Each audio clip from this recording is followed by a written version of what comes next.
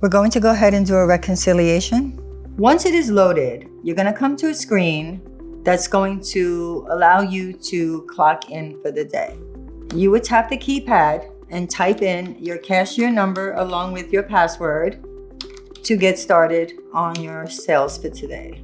This is your screen here. You're going to open your point of sale system by tapping the icon.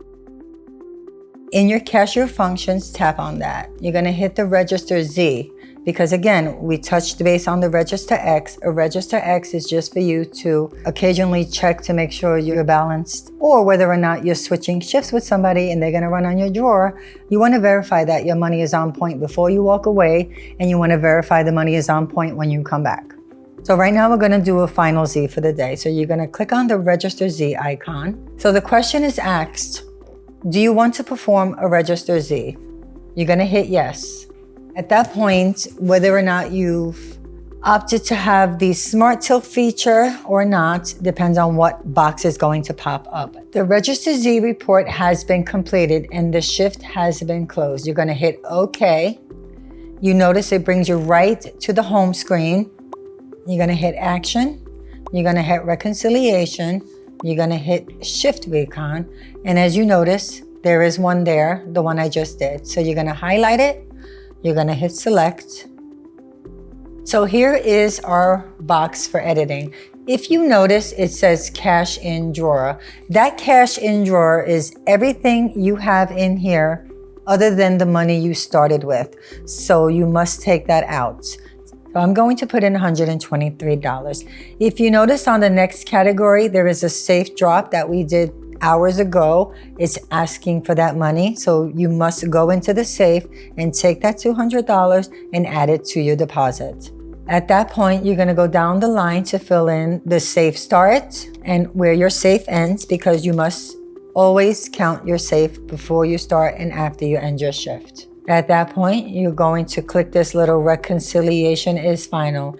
If you fail to click that reconciliation is final button, the recon will not save and the corporate office will not be able to view it. So you will get a phone call asking you to go ahead and finish the recon accordingly.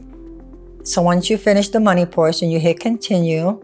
It brings you into the lottery activation portion. When you activate lottery tickets on this day, you need to activate them into your system.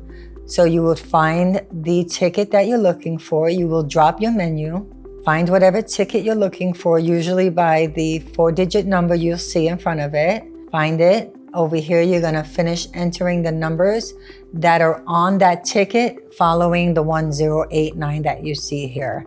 So we will do that. You hit activate. Once you activate it, it's going to bring that ticket down below here, which means you've activated it correctly.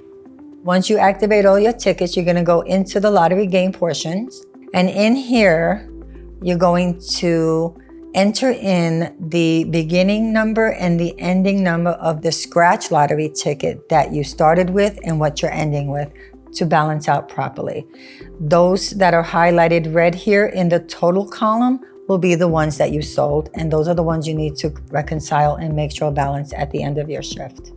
Go through the entire list, make sure there's no variances. If you notice at the bottom, there's a variance here. It says no variances, register total, and the cashier total. So we're going to continue. In here is where you're going to enter in the information from your daily activity. This information is going to come from the lottery terminal itself. You're going to print that ticket from the lottery terminal itself.